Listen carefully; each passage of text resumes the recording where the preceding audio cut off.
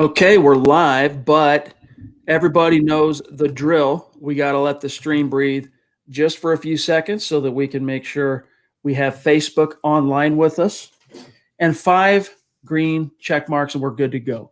Welcome in, everybody, to the Huddle Up podcast, presented as always by Mile High Huddle, powered by Overtime Media. I'm your host, Chad Jensen, and with me, as always, is my partner in crime. You know him, you love him. He is Zack Kelberman. Zack, it was interesting myself, of course, being a little bit of a Star Wars nerd. That nerdery, I'll be honest, has faded a little bit with how bad in my opinion, the sequel trilogy was. But nevertheless, as a big Star Wars nerd, I liked Drew Lock's Darth Vader quote today, talking about how he basically, as a true son of Missouri, born and raised in Missouri, and then he goes on to play at Mizzou. His family, all huge Chiefs nuts. He's had to kind of turn the page as a pro and commit and the whole thing. He is trying to set himself, he's posturing himself up mentally to be the Darth Vader, the villain, to upset, I guess in his mind, the Jedi being the Chiefs. I don't know. Either way, it's Order 66. Time to exterminate the Chiefs. Week 7. Let's go. Do you remember when he was drafted, he went to his parents' house and staked Broncos flags in the backyard? I mean, from day one, he didn't let where he grew up affect the employer he was going to play for or the team he was going to rep from then on. I have a feeling he's going to face this question every single time he plays Kansas City for the rest of his career, and he plays them twice being with the Broncos. I do like how he's embracing Denver and being loyal to the Broncos compared to someone like Shane Ray, who had a Chiefs tattoo on his back, and you can tell wanted to go back to Kansas City, wanted to go back to Missouri. That will always have a special place in Locke's heart. Missouri, it's his hometown. Home is home for a reason, but the Broncos are the ones signing his checks. The Broncos are the ones that are giving him the opportunity to be a franchise quarterback in the NFL. I love this comment, and not to make too much of it, it's kind of just a surface level comment, but it just goes to show you again, it's another feather in Drew Lock's personality cap. Everything you want to hear from him, every soundbite he gives is encouraging. It's never discouraging. It's never filled with controversy. It never gives bulletin board material to the other team. It's true to himself and true to the Broncos, and I appreciate that. I'll admit that it does. When I say it irritates me, it doesn't irritate me because I take offense or anything. It only irritates me when he mentions the Kansas City thing and being a Missouri guy and all that, because I know it opens up and invites all the subsequent questions that are going to come from that. And today, in the defense of the local media and the KC and the national guys, everyone that was in on the call today, he's the one that broached the topic first about being a Kansas City guy and growing up, as a Chiefs guy and having to kind of flip the script on that. But let me just read to you, Zack, and then, of course, the floodgates open. He was asked, you're 1 year into your Bronco career, you're in year 2, but it's been a full year since you've been out of Missouri, et cetera, et cetera. How long is it going to be, or how long is it going to take before playing the Chiefs is no longer going to be weird? I mean, put yourself slightly in his shoes. Now, granted, he's an elite athlete. He's a pro. He's an NFL player. He's a quarterback. He's got one of the most elite, rare jobs in the world, one of only 32 guys that can say, I'm a starting quarterback in the NFL. And so you say, well, he's on a pedestal. But try and put yourself in his shoes just for a second and imagine, as a Broncos fan, growing up your whole life, orange and blue, till the day you die, passionate fan, and then you get drafted to go play for the Raiders or the Chiefs, how hard it would be maybe for you initially, just emotionally, not in terms of you show up, you do the work, you get your paycheck and all that, but to kind of just cleanse your mind and start over and put yourself in Drew's shoes. Here's what he said, quote, how long will it take, in other words, for you, till it's not weird playing the Chiefs? Quote, it's hard to forget 22 years of your life, especially because I'm only 23 now. This is my first full year out of Kansas City. Everyone remembers their hometown, so there will always be that feeling of my parents are actually leaving Kansas City to come see the game type of deal. It's nothing that makes you play different or nothing that gets me all amped up to play the game this week. That's not how it works. You should be amped up for every game every week. It is cool. I'll say that. It is cool to be able to put the Darth Vader mask on and steer away from the Jedi and come to the dark side. So to say, over here in Denver. I kind of like playing that guy. Hopefully I can be that guy and get a win this Sunday and start the rivalry a little bit, close quote. And Zack, newsflash, Drew, the rivalry is long. I mean, it's one of the most well-established rivalries in the history of the NFL, Broncos Chiefs.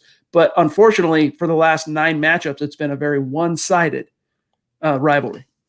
I like what he said, though, and it's true. It's what you want to hear from him, that every game matters. And I have a feeling after the season, if he starts against the Chiefs both games, next year he won't hear this question so often. As he goes on, the luster of facing Kansas City, the newness is going to wear off, and it'll just be another team for him. But yeah, I mean, 22 years compared to a season and a half in the NFL. You can't just undo all of that. It's like if I went back to my hometown, all those memories would kick back in. Doesn't mean I miss it. Doesn't mean I'm thinking about it. It's what's so. It's human nature.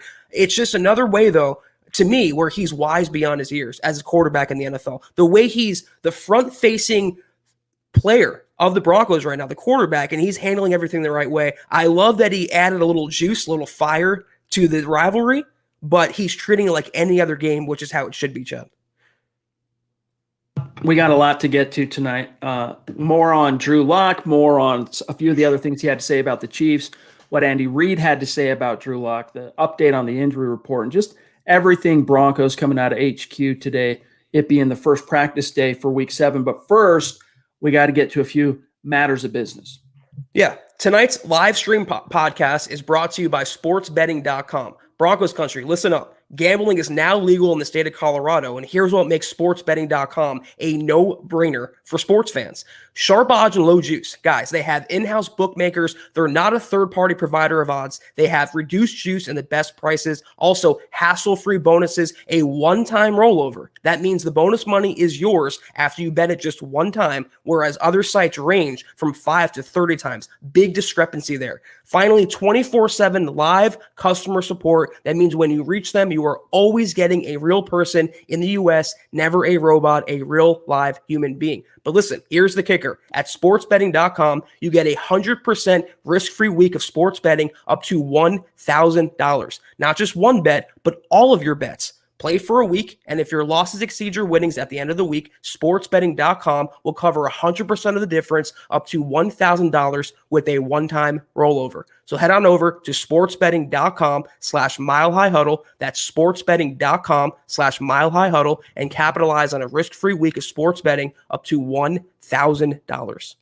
Yeah, they're up in the ante, guys. You got to jump on that. It went from $500 of money you can bet with up to $1,000. So jump on that. Get on it. Appreciate the support, of course, from sportsbetting.com. All right, guys, a few other quick matters of business, and then we'll dive right back into the stream and what's on your mind and the topics today. Make sure you're following the podcast on Twitter at HuddleUpPod. While you're at it, follow the main account at Mile High Huddle. Those two things, so you won't miss anything as it relates to the pod or breaking Broncos news and analysis. You will have your finger on the pulse of what's happening here at MHH. Also, check out the merch store, gang. A little gentle reminder. If you're in a position to, head on over to huddleuppod.com and get your swag on. Get yourself a Mile High Huddle trucker hat, a football priest hat, the T-shirts. You got the face mask, the mug, hoodies, little something for everybody. You got Christy's red hot MHH shirt that she designed and we debuted last week. That's just been great. It's another way that you can support what we're doing here at Mile High Huddle if you are of a mind to do that. Also, shout out to our Facebook supporters, our official Facebook supporters. You know, the community we have here on Facebook is 90,000 strong. And just recently, only, I don't know, a month ago or so, we debuted the option to become an official supporter on Facebook. If that's something you'd like to do, support MHH. We got some unique content coming your way that's going to be only for our Facebook official supporters. If that's something you want to support, just go to the page, facebook.com/milehighhuddle. And you'll see the big blue button to become a supporter. We appreciate you, and a mile high salute to our Facebook supporters who are already in the saddle with us. And guys, if you're not in a position to patronize the merch store or become an official supporter, any one of you can do these three things. Whether you're with us live or after the fact, listening on demand, subscribe first and foremost, number one. Number two, like this video, and that's crucial. It's very helpful to like this video, especially on YouTube and Facebook. And the litmus test, the testimonial, if you will, if you think Zach and I are doing a good job, if we're doing what you feel like is good work covering your team, the Denver Broncos, then share this video out there, share this podcast episode, this live stream episode out there. Help us continue to grow, and we are growing exponentially, and reach new like-minded Broncos fans just like you.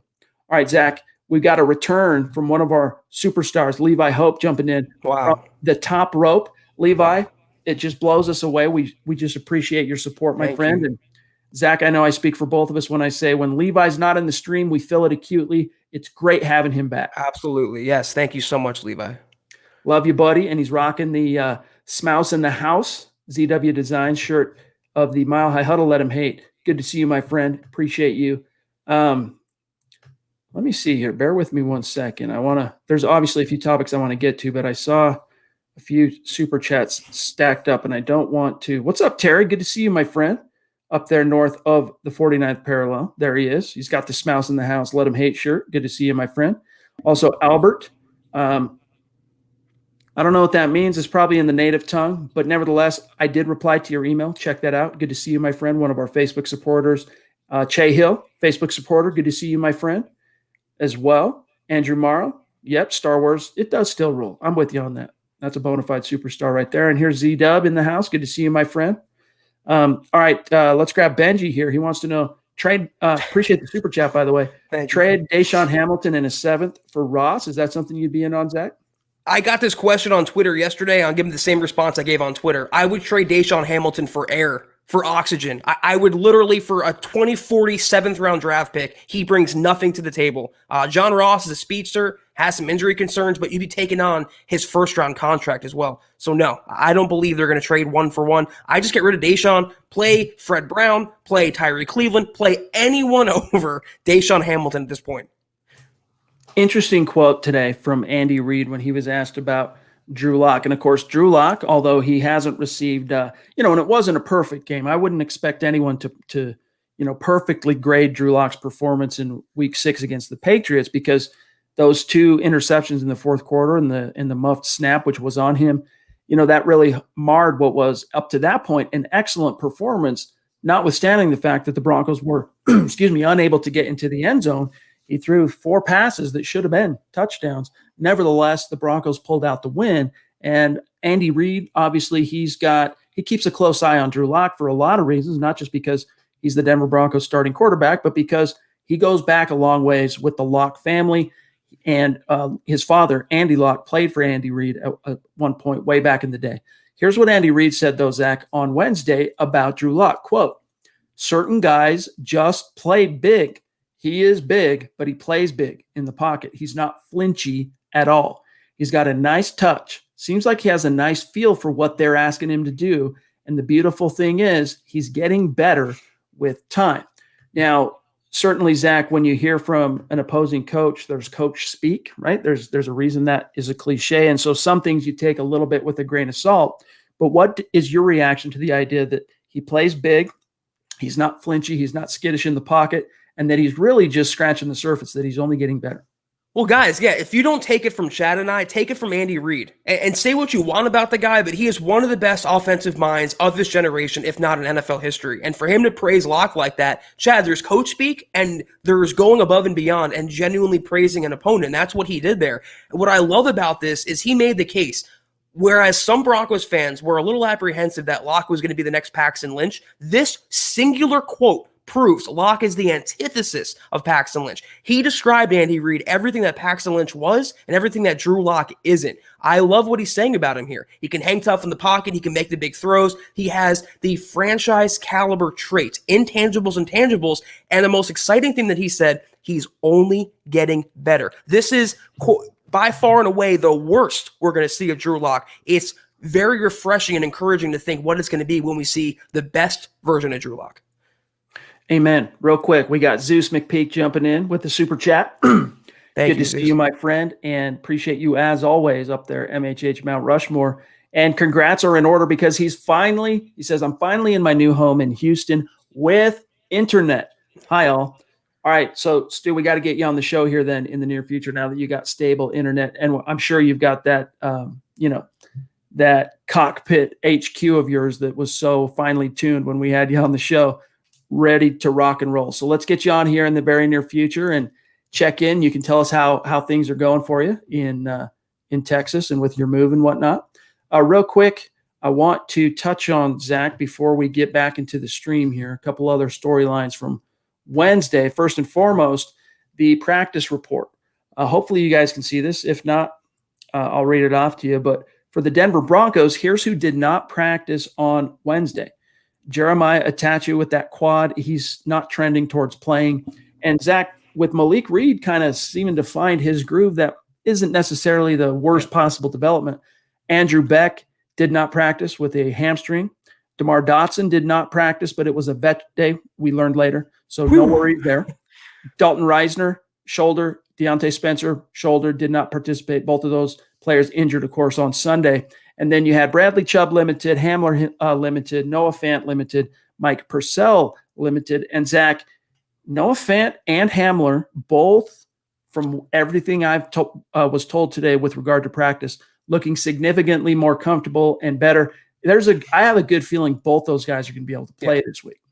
Yeah, I saw a video, I believe it was from Andrew Mason on Twitter. He posted it there, whereas it was KJ Hamler doing some cuts and some drills, and he looked pretty good coming off that hamstring. He was cutting and running normally, so I think he will suit up. No doubt about it. I think Noah Fant will start this game. He was close to playing the Patriots game. They held him out for an abundance of caution, but now you have him on the field. You have Albert O.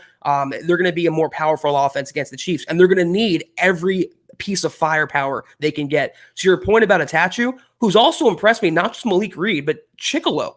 He's made some plays from the outside, so they can weather. It's not ideal losing Atachu, losing depth, especially when you're facing a passing team like Kansas City. But Chicolo looked good. Malik Reid looked good last week. And then Bradley Chubb is back to being Bradley Chubb. So I'm not too worried about that injury. I'm way more encouraged that Fant and maybe Hamler are coming back. And then as far as A.J. Bouye, it's looking like he's trending toward returning off injured reserve. He has begun practicing again. And the same for Draymond Jones. They let go, of course, Timmy Jernigan, who was only with the Broncos 3 weeks of real time, but 2 games, basically. He played the 1 snap against the Jets in week 4, and then he played, I think just under a dozen. I think he played 10 snaps against the Patriots. He was just holding the door, so to speak, for Jones's return, and it's looking like Jones is going to return for week 7 against the Chiefs. And Zach, that's good news because you need to have some interior pressure to try and fluster Patrick Mahomes in any way possible. Yeah, you can't put the onus solely on Bradley Chubb or solely on Malik Reid. You have to have interior pressure and keep Mahomes from breaking out of the pocket and from making those improvisational throws. He's going to still get his yards, get their touchdowns, but if they can make him uncomfortable, as the Raiders showed a few weeks ago, if like any other quarterback, if you pressure Mahomes, he becomes vincible, not invincible, and that's what the Broncos have to do. I would have liked to see Timmy Jernigan play a little more, but Draymond Jones, to me, has way higher upside. This game, though, I know it's a pro so nothing, but can we get Nigel Bradham on the field? What is the deal going on with that? Why can't he finally play? And you consider they're facing a passing, explosive team like Kansas City. You want him on the field. I know it's kind of neither here nor there, but I'd like to see Nigel Bradham get some run. How about you? It wouldn't surprise me to see him be a game day elevation, right? They can elevate 2 players from the practice squad, which I'll remind everybody, Bradham is still a practice squad player. It wouldn't surprise me to see him get elevated for this game. But, at the same time, if you're Vic Fangio, who's kind of defensive minded, and he's a guy that's more inclined to, look for the hole in the boat, so to speak, and look for reasons why not to do something as opposed to reasons why you should do something. I could see him going, look, if we're going to break in Bradham into this defense and let him play some nickel linebacker, I should say, you really want to do that against the Chiefs. But at the same time, Zach, the devil's argument is, why did you sign him? Why did you bring him in if you're not going to use him? This is a passing offense that makes every team in the league shudder. And, you need your best guys out there when it comes to coverage. Because, look, dude, Alexander Johnson, Josie Jewell, really good run-fitting linebackers. Both are still – they make that passing defense vulnerable when it comes to the nickel and dime packages. Yeah, but I would want to fight fire with fire. So the Kansas City Chiefs, they already have one of the best passing attacks. They have obviously Tyreek Hill, Travis Kelce, Clyde Edwards-Helaire, but they just signed Le'Veon Bell, who's a pass-catching running back. So the Broncos, in a corresponding move to counter that, should play Nigel Bradham, considering he's the best pass-covering linebacker they have on the roster. If they're not going to play him this week, then why even have him, like you said, why sign him? Same with DeMar Dotson. Why did it take an injury to Wilkinson to play the better player? I hope the same thing isn't happening with Nigel Bradham. There's no way of knowing. I just hope it's not trending in that direction.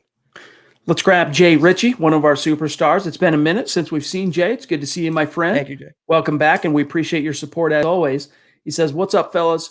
17, Hamilton. should never hit the field again.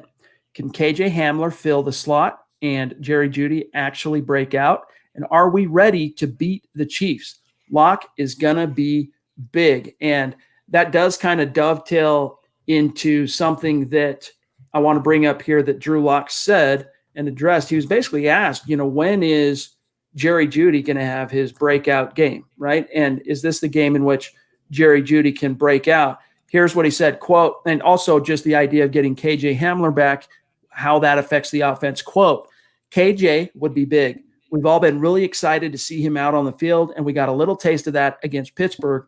We're just excited for him to hopefully come back and start helping us on the field a little bit. As far as Jerry goes, anytime Jerry Jeudy is on the field, you should expect a breakout day from him. That's just the type of player he is. That's the type of mentality that he brings to the field. That's the type of player we know he is on the offensive side of the ball. Anytime, any given Sunday, Jerry can come out and have a breakout day, close quote. So, Zach, he's given him some encouragement and really keeping that expectation high, saying, what do you mean looking for a breakout game? Jerry Jeudy's a breakout, just like he's a walking breakout. That's just the type of player he is. What do you think is going to happen this week, though? Well, I mean, I can't predict Jerry Jeudy's stat line. I mean, he's on a bust. I'm not pressing the panic button. He kind of broke out against the Jets with that touchdown. He looked like a number 1 pick in that game, a 15 overall draft pick. I believe, though, Deshaun is only playing because KJ Hamler isn't. And they have just less and less depth at that position after losing Cortland Sutton. If Hamler does come back, that would mean less Deshaun Hamilton. And that's the most explosive lineup on the field for the Broncos, having Tim Patrick, Jerry Jeudy, and KJ Hamler out there in 3 wide packages. Just getting Deshaun Hamilton off the field, though, the process of that alone, addition by subtraction, he brings the entire offense down. And if you guys think that Drew Lock isn't paying attention to the balls that he's thrown to him, where Deshaun hasn't even extended forward, he dropped it, you have another thing coming. It's very naive. He wants a better receiver on the field, and I bet you right now he is hoping and praying Hamler is going to play in this game. Duke Boynton jumping in, one of our superstars, and always, MHH Mount Rushmore guy. He is up there. Thank you. Appreciate you, Duke. He says, and by the way, I hope the grandbaby is doing okay. Hope your daughter's doing okay. And congrats on another grandbaby coming your way, my friend. He says, execute order nixty nix on Hamilton. Zach, Hamler is going to fill into that he's going to be the 3rd wide receiver on the field as soon as he's healthy enough, which it's looking like it's going to be this week. When it comes to the reps behind him and when it comes to what do you do with Hamilton, you keep him on the sideline and you give those reps to Tyree Cleveland. Yes. Period. End of story. Unless Cleveland gives you a reason to not use him on the field. Or Deshaun gives him a reason to play him more. But absolutely, yes. He's had his opportunity. He hasn't done much with it. I mean, some Broncos fans had hope because he looked good a little toward the end of last season, but he's just not capitalized at all, Chad. He's had great opportunity, potential starting opportunity, and he squandered it. Last week's egregious drop should have been the last straw for Denver. Agreed. Let's grab Chase here jumping in. Good to see you, my friend, a superstar. Thank you, Chase Wellner. He says, he may have grown up a Chiefs fan, but the opportunity to be a starting quarterback in the NFL is way bigger than that. Absolutely. And that's one thing, Zach, we need to impart to everybody, make sure we're all on the same page here with regard to Drew Lock. I really don't think, in the same way that for Shane Ray, it was obviously still very much front of brain in terms of as a Bronco, as a first-round pick of an NFL franchise, he went out and got one of their biggest arch rivals tattooed on his body. Drew Lock's not going to do that. Drew Lock, it's like Von Miller. Von Miller grew up a Dallas Cowboys fan. Von Miller grew up idolizing DeMarcus Ware, which is why it was so cool that Ware ended up in Denver to mentor him. That's old news, man. He's a Bronco. Like, he's the man. He's, even before he became the Von Miller of 2015 and the Super Bowl 50 hero, he's Von Miller, man. He's a Denver Bronco. And that's Drew Lock. He came up through the Missouri ranks. Yes, he's a true son, meaning born and raised in Missouri, and then he went on to play for Mizzou. But he is very much, guys, embraced what it means to be a Denver Bronco. And trust me when I say nothing would satisfy or please Drew Lock more than to get a win against the team he grew up rooting for and be that Darth Vader to the Jedi in terms of turning to the dark side, the way it's viewed from his old fan base, right? And he even talked about this, Zach. There was an interview with his father, Andy, during the offseason in which, the Lock family at large, not everyone was willing to jump from Chiefs to Broncos just because Drew got drafted. And of course his folks have, and his immediate family has, but some of his cousins, Zach, and his uncles and aunts, and they're still big time Chiefs fans, and that's what Drew Lock is talking about, because it's not just that he grew up a Chiefs fan. His family, a large part of them are still Chiefs fans. So that's what he means by I'm the dark side. I'm Darth Vader, and I'm gonna have to vanquish the Jedi. Well, it happens a lot in the NFL. Obviously, these players grow up having favorite teams or favorite players, and a lot of the time they don't end up being on their favorite team. They have to adapt. But you got the impression with someone like Shane Ray, he was always kind of trying to like finesse his way into Kansas City. He would always kind of have a little more of a rapport with Kansas City and not treat them like true rivals. Whereas your point is spot on. Nothing will give Drew Lock more pleasure than going out there on Sunday and when they play him next, sweeping them this season, beating Kansas City. He has no loyalty, affection. He has no interest in the Kansas City Chiefs. He is all about the Denver Broncos. So the fact that this is even a story right now, that we're talking about it, it's another nitpick on Drew Lock. And he's saying and doing, for me, all the right things so far. Well, just, it all comes down to how fans read into it. Read into it no farther than the way Drew Lock postured it, which is, look, right, yeah, I'm from Kansas City. Yeah, my family's Chiefs fans, but that's not me. I'm a Denver Bronco. And another thing that Drew Lock talked about, we learned today, is, fans often wonder how involved John Elway is in terms of mentoring Drew Lock, and how much does Drew, as a budding fledgling franchise caliber quarterback, lean on one of the greatest quarterbacks of all time and a Hall of Famer in terms of pointers and however you want to view it, advice from John Elway. And we learned that it's actually quite regular. And it's a part of, Zach, his weekly routine as a player is to sit down with Elway. Here's what he said, quote, in terms of the benefits of interacting with GM and president of football operations, John Elway, quote, "It's been huge for me.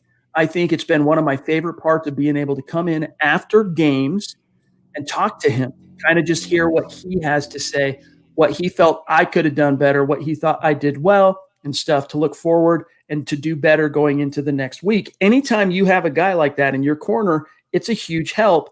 And when I say after the game, it's immediately after the game.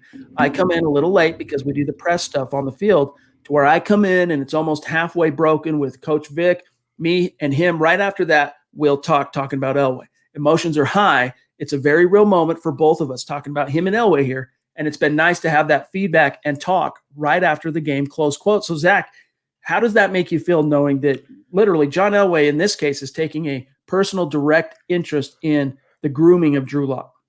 Well, Elway, considering how much is tied to Drew Lock and how much he's invested in Drew Lock, he would be doing a disservice to himself and the Broncos by not talking to Lock after games, by not mentoring him. But on the other hand, how many quarterbacks in the NFL have the luxury where their general manager is a Hall of Fame quarterback? And also, who else is in Drew Lock's phone? Peyton Manning. He has been groomed and trained by and advised by two of the greatest quarterbacks, arguably the best two quarterbacks in NFL history. It's encouraging to me. And a lot of it is because Elway, we've said this before, he sees a lot of himself in Drew, and he wants Drew to be successful. He's living vicariously through him as a player and executive, because again, he's tied his star to Lock's wagon. So as Lock goes, Elway goes. I like it. There's nothing to hate about it. Yeah, I love it completely. I mean, and especially the more you learn and know about John Elway's life and history. I mean, the way he came up being raised by a coach, his father, Jack Elway, and just, he knows how to reach people. And, he coached his son, Jack Elway, of course, named after his grandfather, at Cherry Hills. And, he knows how to connect and reach another quarterback. And it's really cool to hear that that's trickling down to Drew Lock and that he's taken a personal interest. And that just tells me that, I never remember hearing any stories of him doing that with Paxton Lynch, even with Brock Osweiler. And Osweiler, he had a personal connection to through his son, Jack Elway. So it's very encouraging to see Elway taking that interest in Lock. And I'm sorry to keep you waiting there, Malachi. Appreciate the super chat, my friend, and your generosity and support. He says, born and raised in Kansas City, been a Broncos fan since I was a kid. Drew Lock just makes it being a fan of this team better. We need a win Sunday. Tired of my wife talking trash. So it sounds like the wife's Arrowhead addict. So, yeah. Split hey, household. That's how it goes sometimes. My best friend that I grew up with, he's a Miami Dolphins fan, and it just so happened that he married a Buffalo Bills fan, and so it's cats and dogs. But, on Sundays only are they really going at each other, trash talking. The Dolphins have fans? I didn't know that. But They hopefully, Malachi, the Broncos can give you a reason to have some bragging rights going forward and make your house a little more peaceful on your half of the house. Good to see you, Bronco Batman, jumping in with a super. He says, just wanted to say, what's up, fellas? Go Broncos. That is all. Good to see you, my friend. Really like having you in the stream. And then straight up from the city of brotherly love, you guys know him, Eclipse Stormborn. Good to see you, Troy. Appreciate the support. He says, happy hump day, Priest and Broncos fam. Hope you all are safe, healthy, and happy. Beat the Chiefs. Peace and love from Philly. Hashtag state of being. Hashtag MHHUN. Good to see Thank you, Eclipse. all right, let me see what else we got here. There's quite a bit still to get to in terms of some topics from today. I just want to make sure we're nice and caught up in the chat stream, John. So if there's anyone that's been waiting patiently on the supers here, the queen, here she is, jumping in, top roping it as always. Appreciate you, Christy. And she says, Locke's the man. Hashtag beat the Chiefs. Love it. Thanks, Christy. Good to see you. We also have here, real quick, from Royal. Appreciate the support, Royal. And this has been a few nights in a row. Royal really bringing it, establishing himself as a superstar in our community. He says, kind of soon, but any bold predictions for the game? I'm super excited for Drew and this offense and the opportunity they have. Hashtag no more Hamilton. Zach, let me just ask you this. In terms, I don't have any bold predictions yet, Royal, to answer your question directly. But let me ask you this, Zach. What would it take? I mean, we don't need to get into like nitty gritty game plan stuff, but like, what would it take for the Denver Broncos to beat down, and not even beat down, to defeat the Kansas City Chiefs, who, according to sportsbetting.com, are 9.5-point favorites in this game in Denver? It would take Fangio out coaching Andy Reid or Drew Lock out playing Patrick Mahomes. And the key to the game, regardless, is score touchdowns. You're not going to beat them with 6 McManus field goals. You have to get the ball into the end zone and stay running the clock, ball-controlled offense, use all your weapons, smart play calling. This is where Pat Shurmur has to shine in this game. I like the aggressiveness against the Patriots. If he just can use that aggressiveness the right way and not get too aggressive, they will have a chance in this game. 2 bold predictions, though, that came to mind immediately, that Locke is going to have 300-plus yards and 3 touchdowns, and not in a blowout effort, not in garbage time. Another bold prediction, the Broncos will hold Mahomes under 24 points. And the other key to victory, if they do that, Chad, like we saw in the Vance Joseph years with Case Keenum, if they can limit Mahomes and the Chiefs' offense, it comes down to Denver's offense doing enough to meet that threshold. If they can limit Mahomes to 24, I believe Locke can hit that number as well. It all comes down to the offense. So it all comes down to the quarterback play and the coaching, as it usually does. 6 scoring drives against the Patriots. Now, if you take even half of those and convert them as touchdowns, you got 21 plus 9, you're at 30 points if you're the Broncos. I would trust if the Broncos could have 6 scoring drives equaling 30 points at home on Sunday against the Chiefs. Vic Fangio's defense would have a good chance of keeping this thing within striking distance when you get into the clutch. It's going to be there for the taking if they can do that again. It's just a matter of, this is something, and the video will be going up here soon on YouTube and at milehighhuddle.com. But I had a conversation with Kim Becker about what it's going to take. Can Drew Lock go toe-to-toe with Patrick Mahomes? And basically what I said is that, yes, I think he can. And this Chiefs defense is underrated. We can show you guys some stats here in a few minutes and do a share screen and kind of do a comparison. But this is a better than people realize Chiefs defense, and they're well coached, and they execute, and they're relatively disciplined. What it comes down to for Drew is he's got to simply do the same things that he was doing last week, minus the interceptions late. Right. And really it's an inversion of Murphy's Law. And Murphy's Law is what could go wrong will go wrong. That's Murphy's Law. And the Broncos early on this season, they really were a slave to Murphy's Law. Game in, game out, week in, week out, what could go wrong seemed to go wrong. But they need to flip that. It needs to be what could go right needs to go right. And you felt that early in that Patriots game, where even though it was field goals and not touchdowns, every kind of turn of the of the game was going the Broncos' way. Yes. And they need to continue that kind of, and it's not necessarily something they can create perfectly on their own, but if each individual executes, and those almost plays, especially from the receivers when they were close and they could score and they were threatening, you make that tough Jerry Jeudy over the shoulder catch in the end zone that It's not an easy play to make for a normal human being, but for a first-round pick, and as Drew Lock said, as a breakout guy, game in and game out, if he makes that play this time, or if Alberto, or maybe in this case Noah Fant, hauls in one or two, then you really are going to be able to go toe-to-toe with Patrick Mahomes and the Chiefs, because as an offense, Zach, these guys have been playing together long enough, and they're good enough athletes, and they're coached well enough that they make those plays every time. So you have to be able to keep pace and do the same. Great point. And it's something I was thinking watching the Patriots game. It seemed like the breaks and the balls bouncing the Broncos' way didn't happen the first couple weeks of the season, didn't happen last year. I can recall the penalties against the Patriots. It seems like the Broncos had pro officiating on their side, and that never happens. I did not know how to even react to that. Also, the Cushenberry fumble on the exchange, it wasn't a turnover. They recovered it. Little things like that went the Broncos' way. And if that can happen again, like you said perfectly, you can't create luck. You can't plan luck. It just has to happen. But if the Broncos put themselves in the proper positions during the game, if they play smart, that generates good fortune. That generates good luck. If, like you said, like I'm saying, if they can play similar to how they played last week and just a little better situationally, a little better cleanly, efficiently, they seriously have a chance in this game. And we said the same thing about the Patriots. When no one was giving Denver a chance, we were saying, listen, guys, this is a beatable team. There's a reason why they have a defeat on their record. Same with Kansas City. If the Raiders can do it, the Broncos can. Believe me. Especially in Denver. I mean, Yes. I know it's not your typical home field advantage in terms of the fan presence, but it's still at Mile High.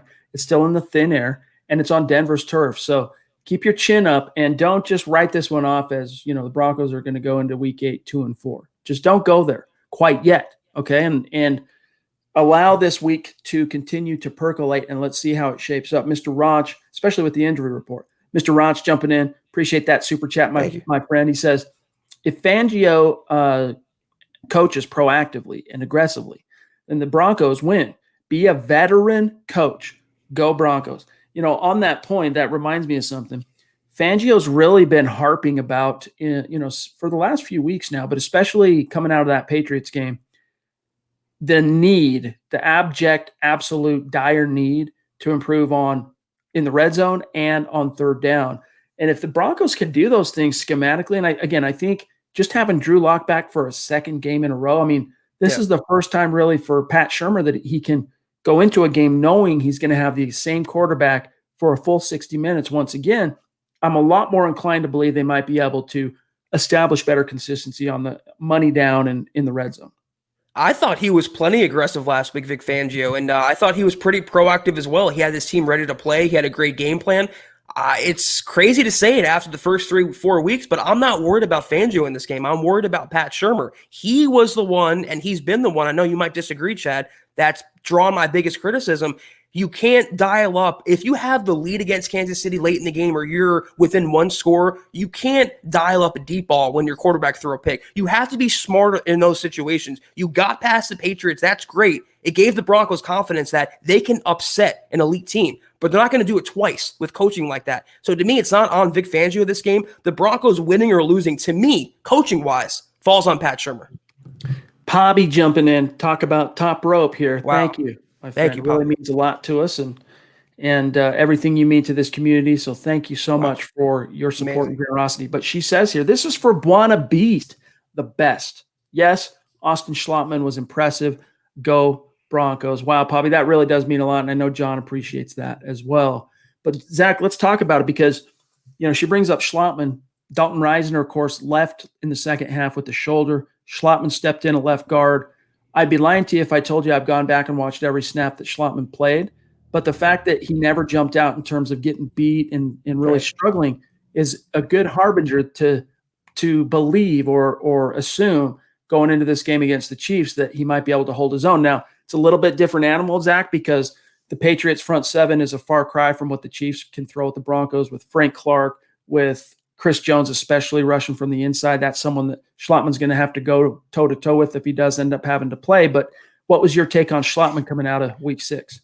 Better him than Wilkinson. So I wasn't, it wasn't a dire, glaring deficiency for Denver like I thought it would be. Reisner hasn't been that great this year. Let's call a spade a spade. He hasn't been the Reisner that we thought we were going to get this year. So maybe Schlottman can be, if not an upgrade, but a lateral move. And it's going to sound crazy to say this, but Look who he has next to him, Garrett Bowles.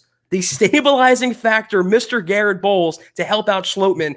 It could be worse. I'm not worried if they have to go into battle with Schlottmann as the guard. They have to just, like you said, game plan for Chris Jones because you know that Kansas City defense will target him exclusively. Okay, Duke, we're holding you to this, my dog. He says, I'm a diehard Broncos fan, but Denver will lose this game against KC. Next year will be different. If Denver wins, I'm cutting my locks and shaving my beard. So let it be written, so let it be done. What is it on the Mandalorian? Since this is a Star Wars themed episode, I have spoken. Duke has spoken. There you go, dog. And when that happens, Duke, all right, if you do indeed have to shave that beard, we want you to film it, and then we want you to send it to us, and then we're going to play it live here on the Huddle Up podcast. So we want to see that. Chris Hernandez, 24-year veteran of the Air Force, protecting this country from threats, foreign and abroad. Good to see you, my friend. Big time superstar in our community. MHH. Appreciate you, Chris. Also, Facebook supporter. Love you, buddy. Good to see you as always. All right, let me see here real quick. I want to see if we're caught up, and then I can jump back into a few things that Fangio had to say today as well. Well, here's one from Z-Dub. Good to see you, my friend. Appreciate your support as always. Thank you. Would slants help Jeudy? Yes, in the short answer. In my opinion, slants would help him catch and gain better consistency. Yes, that's the one thing. I can't remember who brought it up. Might have been on Twitter. Zach, it might have been in one of our streams after the game. But someone's like, can the Broncos scheme a slant or two to Jerry Jeudy, all these crossers, which is fine. The crossers are fine. And all these, deep shots and whatnot. Let him run a few slants. And frankly, Zach, I don't know if it's just simply because Cortland Sutton has been out or if it's just a schematic wrinkle of Shermer, but they just haven't been running those slants, dude. I was screaming for this on the halftime pod during the game where the Broncos were in the red zone and not capitalizing. They were throwing these low percentage passes in the back of the end zone, whereas underneath there was so much spacing for Phillip Lindsay, for Jerry Jeudy, for even Albert O. So yes, I agree, Zachary, for sure. To get his confidence up too, not just the yards, not just the production, for his confidence, to get him the ball in his hands, let him stack some catches, let him get into a rhythm, and then take a shot down the field. It's crawling before you can walk and walking before you can run, whereas just sprinting right away isn't going to get you anywhere. All right, and we did get an affirmative from Duke on if the Broncos beat the Chiefs, he's going to send us that video, shaving that glorious goatee of his and the beard. So we look forward to hopefully, everyone hopes to see that, right? Everyone hopes the Broncos can beat the Chiefs. So we hope that Duke's going to have to shave. Hashtag shave that beard. All right, let's grab Dylan Bryant, who has increasingly become a superstar in the community. Yes. Good to see you, Dylan. Thank you, Dylan. Defensively, do you foresee nickel formations with more secondary and a spy? Do you make Kansas City beat us on the ground? It really is, Zach. This is going against the Chiefs. It's a quintessential pickle because, right. If you stack the box, Mahomes and Tyreek, and we know what they can do with the passing attack. And if you play them light like the Bills try to do and drop 8 guys in coverage, they'll just pound it with Clyde Edwards-Helaire. And, of course, they just signed Le'Veon Bell. So it really is a Sophie's choice. If you're Vic Fangio, I'm not going to lie to you and pretend to tell you, Dylan, that I have the answers defensively. All I can tell you is that when it comes to Patrick Mahomes and his ability to break the pocket and, make you pay with his legs, that's just something from a discipline and just a heads up awareness thing that the rushers have to yes. be on top of. And in terms of a spy, you just got to be – I don't think you spy like you would if it was a Lamar Jackson per se, but it's just the rushers have to keep him contained. I don't think it's a question. If Vic Fangio had his choice, he's taking his chance against the running game any day. If you can limit Mahomes to where they're having to beat you with Edwards-Helaire, the Broncos, to me, are much better against the run than they are against the pass. So, yes, I'm not scared of Clyde Edwards-Helaire or even Le'Veon Bell, who might not even play in this game, Chad. It came out today, Andy Reid said there's no guarantee he's going to play. So I'm taking my chances. If you shut down Tyreek Hill, Mecole Hardman, and Travis Kelce, I would like the Denver's odds of shutting down CEH and winning that game or keeping it close. And also in terms of a spy, this is going to be, like you said, not a Lamar Jackson or a Michael Vick back in the day. He's not a pure running quarterback, but this is a huge game for the linebackers and the safeties. If Justin Simmons wants a market resetting contract, he has to earn it in this game. Huge litmus test for this defense.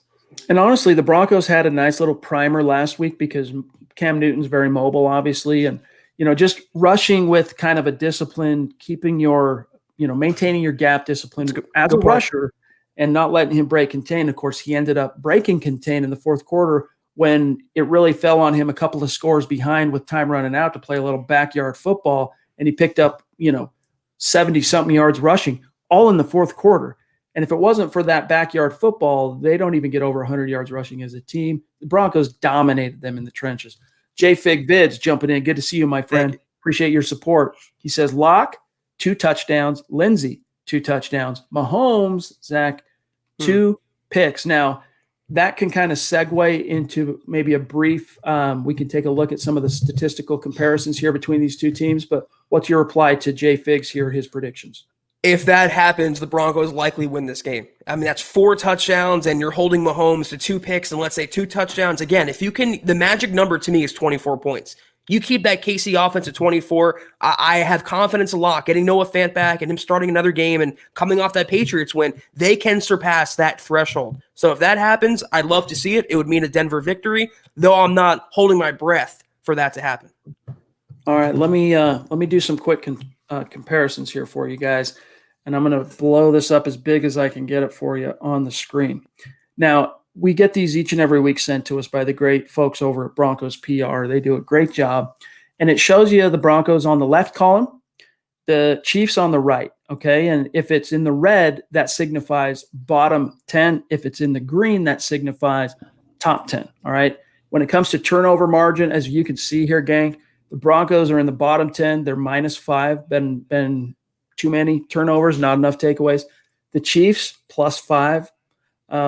Offensively, Broncos, look at all that red, Zach. I mean, 29th in net yards, 27th in yards per play, 29th in points per game, 25th in rushing, 27th in passing, 30th in interceptions. Second, though, this is good, just outside of the top 10, 11th in the fumbles lost. So they're protecting the ball, are their rushers.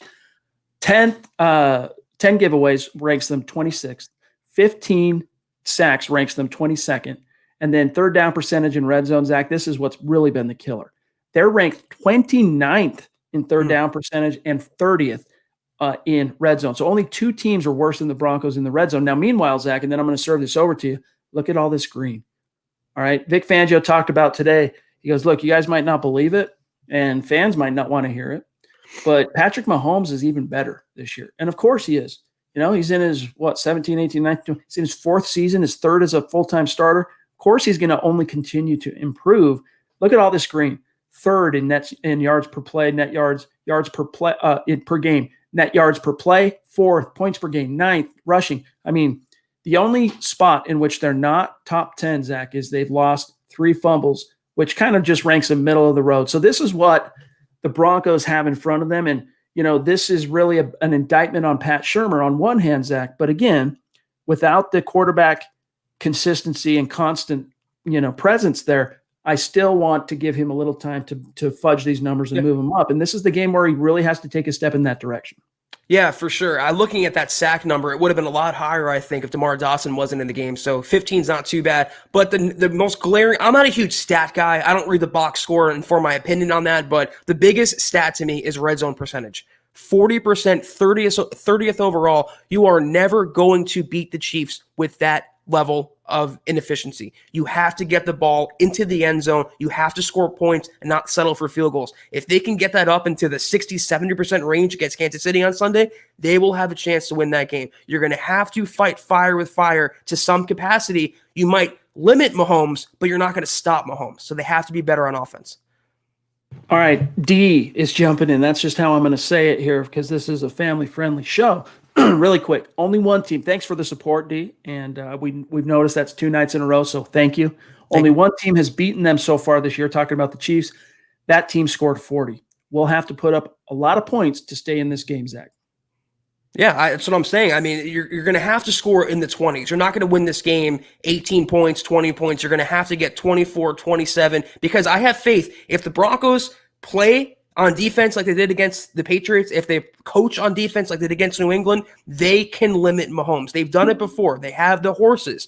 It's just, as it always is, every single year since Peyton Manning, do they have the offense to match? Can the offense pull some of the weight and not leave it all to the defense? 6 field goals is not going to cut it against Kansas City.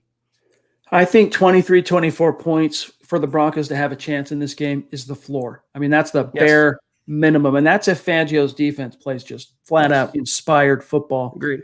So this is one of those games. I mean, Pat Shurmur, we assume, considering the fact that there were multiple teams after him, we assume he's getting paid a decent, probably a pretty lucrative salary as an offensive coordinator coming off of his head coaching gig with the Giants.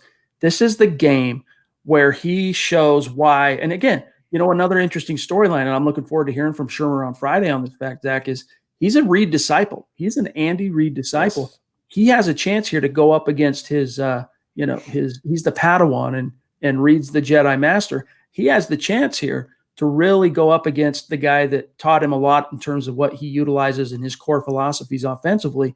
And it's going to be fun to see exactly how he can contend against Andy Reid.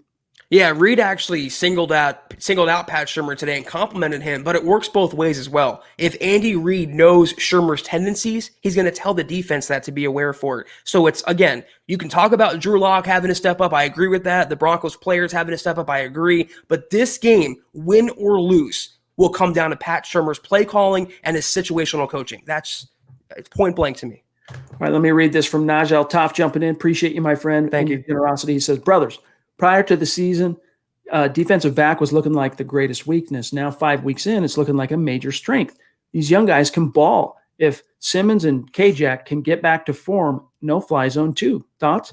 I don't know about that, Zach, and again, thank you, Naj. By the way, we shared on MHH Instagram and MHH Facebook Naj's Man Cave, which is impressive, and we were particularly impressed by the content he was enjoying in his Man Cave, the Huddle Up podcast on the big flat screen. We love seeing that.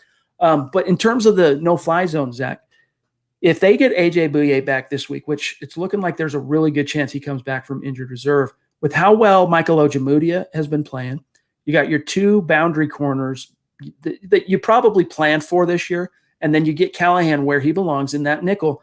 And maybe, especially if last week's game against the Patriots was kind of a step back in the right direction, because this is something Eric Trickle talked about in his grades article and in multiple settings since, the way that they were using coaching, the way they were using Simmons, and especially in those first 4 games, was very different than the way they were utilizing him last year. And they kind of went back to the way he was being used last year in week 6 against the Patriots. So if that's a theme, Zach, that we can kind of project and that they can build on, then this secondary, I mean, unfortunately, this isn't the type of game where you build back your confidence as a secondary. You really have to this is one of those games where you just bear down and hold on for dear life and do the best you can. But as you say, to use your verbiage, it's looking like they're going to have the horses for it, or at least the horses they planned for this year, back where they belong.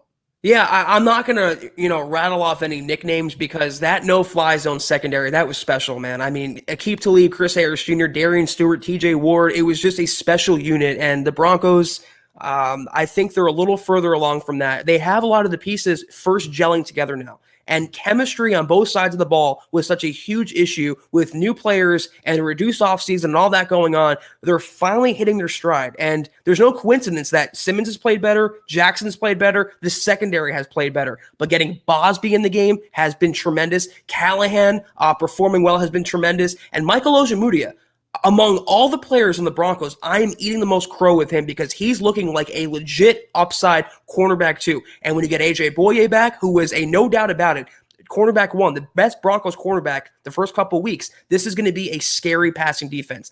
Nicknames, I don't know. No fly zone 2.0, I don't know. But a very formidable secondary who I think not a lot of quarterbacks will want to test. Ethan King, I think your message is received loud and clear, my friend. I don't know. I just counted like 10 of the same question. Love you, buddy. Please don't spam the chat like that, though. We'll get your question here because it is a good one, but try not to spam the chat like that, okay? He wants to know, though, Zach, do you think Tim Patrick will have a big game against Kansas City? What's your outlook for Timmy P coming off a back-to-back 100-yard receiving games? Well, as most know, I'm a huge Tim Patrick fan, Timmy touchdowns, but I just with KJ Hamler likely playing, Noah Fant likely playing, Melvin Gordon likely playing, as far as we know, it's going to take a lot of the target share away from Tim Patrick. I think he will still have his receptions. He has a great chemistry organically and naturally with Locke, but having the other weapons at his disposal, I think Jerry Jeudy, this is the game where he goes, 150 yards, 2 touchdowns. I foresee a bigger Jerry Jeudy game than I do Tim Patrick game, but he's still going to be involved. He's still going to be a central part of the offense. And again, if you have 11 Tim Patricks on the field, I think Drew Lock would prefer that. All right, I want to get to this defense stuff here real quick, and then we're getting close, button up against our time here. Let me grab a couple quick supers here. Kevin G jumping in. Appreciate you, my friend. Do you see Darrell Casey and Shelby Harris on the roster next year? Zach, I don't see Darrell Casey. I think he'll end up being a cap casualty. Same. Shelby Harris, I think better than 50-50 odds. Pay the man. I mean, pay him, dude. Hashtag pay Shelby. I mean, if the Broncos are not going to, another team will, and he deserves every penny coming to him. Darrell Casey, I tweeted about it about a month or so. The Broncos can save like 11 and 12 million bucks in salary cap space. No dead money hit. I think he's a goner. It was a failed experiment. I think you see why Tennessee got rid of him for a 7th-round draft pick. I am giving Shelby Harris whatever he wants, though. He has earned it every single year, every single game. Hashtag pay Shelby. Kenneth Booker jumping in, talking about a superstar. Appreciate you, brother. He says, Royce Freeman has a knack for blocking the blitzer with the least direct route to the quarterback. Sincerely, the guy who got sacked unnecessarily, a.k.a. Drew Lock. Yeah, I mean, Royce is Royce.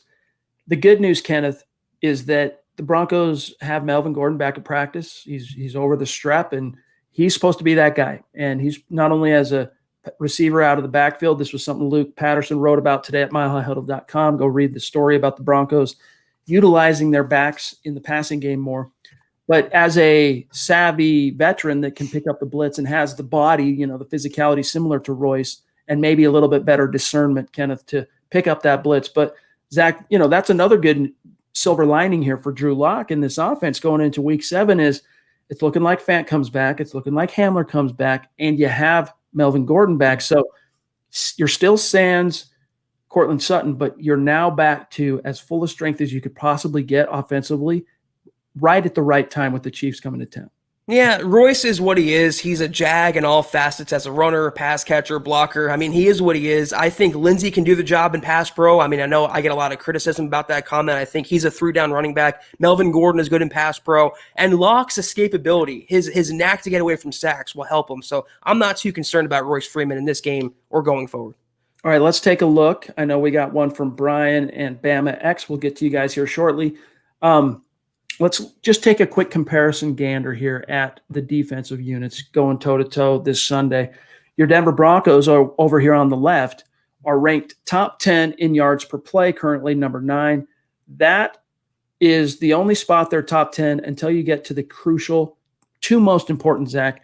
On 3rd down, they're currently ranked 9th, allowing conversions on only 38.1% of 3rd down plays. And then in the red zone, they're 3rd in the league, only allowing 46.6%, which, as they finished last year, Zach, is the number 1 red zone defense. It's really encouraging, despite all the losses personnel-wise and just all the foibles and the time it took for this unit to get up to speed and jiving with the coaches.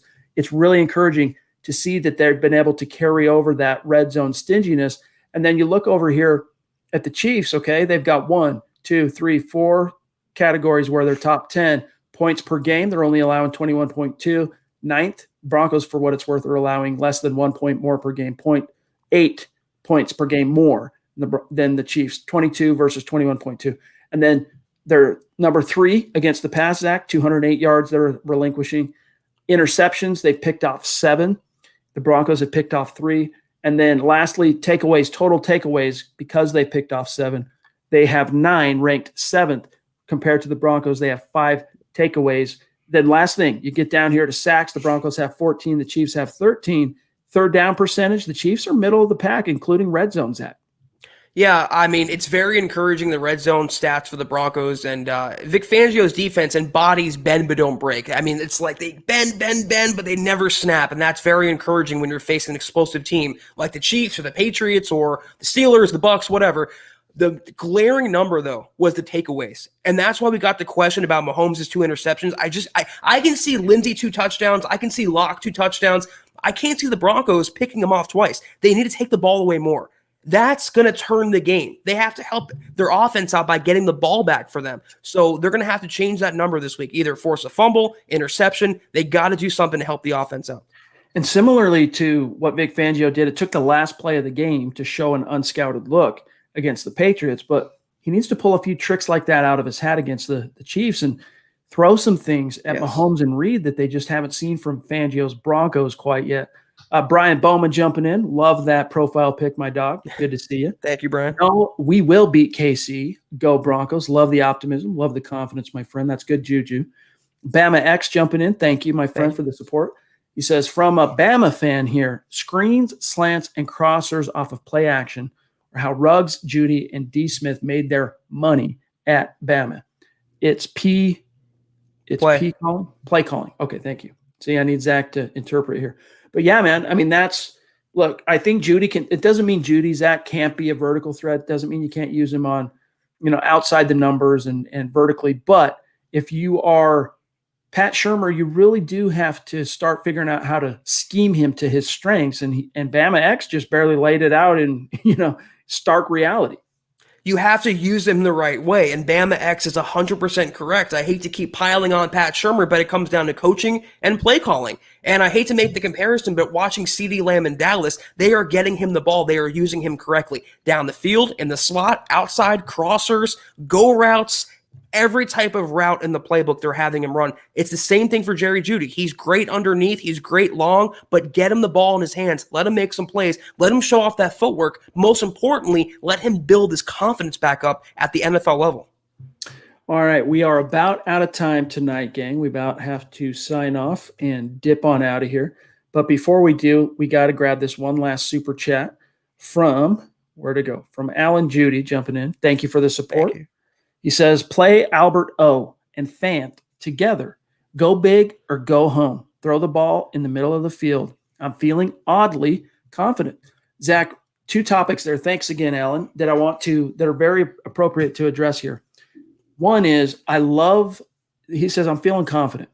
I have a good feeling about the Broncos right now as well, because I think the energy and the swagger is back and the feeling of confidence. And, they were so down in the dumps from all those injuries that first quarter of the season, and then getting Drew back and getting Phillip back in the same game, that just gave him an emotional lift. The issue here, Zach, is it can't be short-lived. It can't be one of those things where it's a flash in the pan. And look, if last year was any indication, I don't think it will be, because, Drew Lock came in, and unlike Brandon Allen, whose spark lasted all of 8 quarters, Drew's lasted for more than a quarter of the season. It lasted for 5 games, basically 5 weeks of real time. And so I think there's good reason to believe that swagger and that spark, I think just as a team for both units, they're starting to inch closer to really finding and landing on that identity.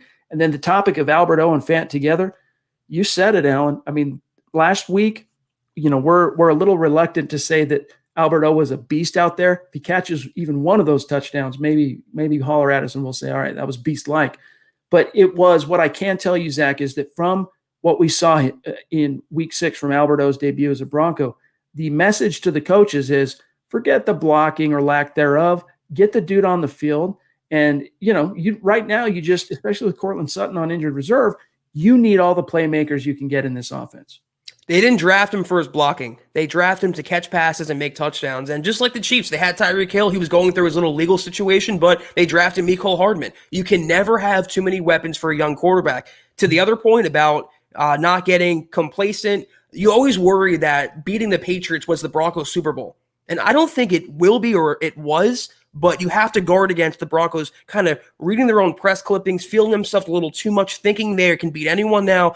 I don't think it's going to be that way. It's up to Fangio to keep them grounded, but at least beating New England and beating the Jets before them, a winning streak, gives Denver confidence, like, we can do this. We can stack wins. We can take down the top teams in the NFL. We have that ability. Let's go out there and show it.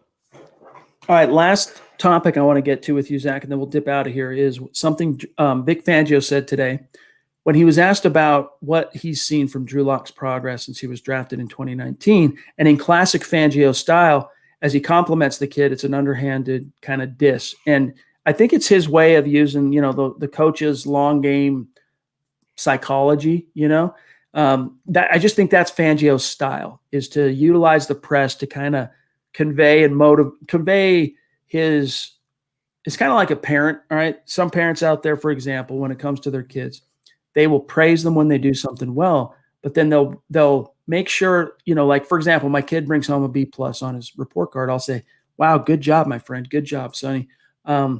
Really would love to see that an A though. Right.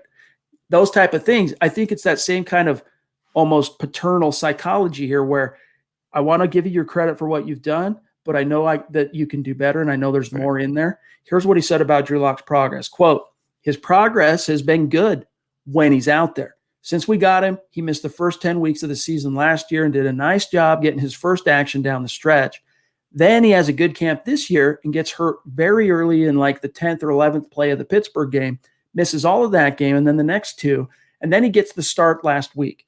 We need a good stretch with him where he can play the rest of the season, for instance, and get comfortable in there. The guys get comfortable and the coaches get to know him better and tailor things to him that he does well. He's doing well. I'm glad we have him, and I have great hope for him. We're glad that we have him, close quote. I mean, for Vic Fangio, though, that's a pretty big compliment. And he strikes me as very Bill Parcells-like. They are both kind of cut from the same cloth, very old school, ornery, crotchety guys who like to challenge their players through the media. They mean well. It's just their coaching style. They think they support their players. They realize they're doing well, but they know that they can bring more out of them. And you never want to fall back on your laurels. You never want to let your players get complacent. And I believe, for the most part, except for when Vic Fangio is, dinging Von Miller in his introductory press conference, I like that approach. You can always make the players better and never let them fall on what they did. They always have to improve going forward. All right, guys, we do have to dip out of here for tonight. Thanks to each and every one of you for spending some time with us here in the live stream. A mile high salute to our Super Chat superstars and our Facebook supporters. We love you guys, and really, you mean the world to us. Each and every one of you, though, are important. We love you, and we are grateful to have you here listening to the Huddle Up podcast and with us in the stream. As we part with you here tonight, though, make sure you connect with us on Twitter and follow the podcast at Huddle Up Pod, and then also the main account on Twitter at Mile High Huddle. And whatever you do, make sure you're following my partner on Twitter, Zack Kelberman, at Kelberman NFL, myself, at Chad and Jensen, and then our producer, John Cronenberg, at John K. MHH. But guys, if we didn't get to your question, or if we left a topic on the table, we weren't able to get to it tonight, let not your heart be troubled, because we'll be back in the saddle tomorrow night for the Mile High Mailbag. And so no holds barred. Bring your questions. We'll do the best we can to get to as many as possible. And we look forward to doing that tomorrow night and talking with you again. But in the meantime, Zach, tomorrow's Thursday, practice number 2 for the Broncos. It'll be interesting to see how the practice report develops. And so until then, man, have a good night. We'll talk tomorrow. Yes, sir. And we'll have more of an update on who's going to play likely Sunday. And also, as always, that we say every Wednesday night, our favorite podcast of the week. So guys, get your questions and be ready tomorrow night, 8 p.m. Eastern, 6 Mountain, Mile High Mailbag time.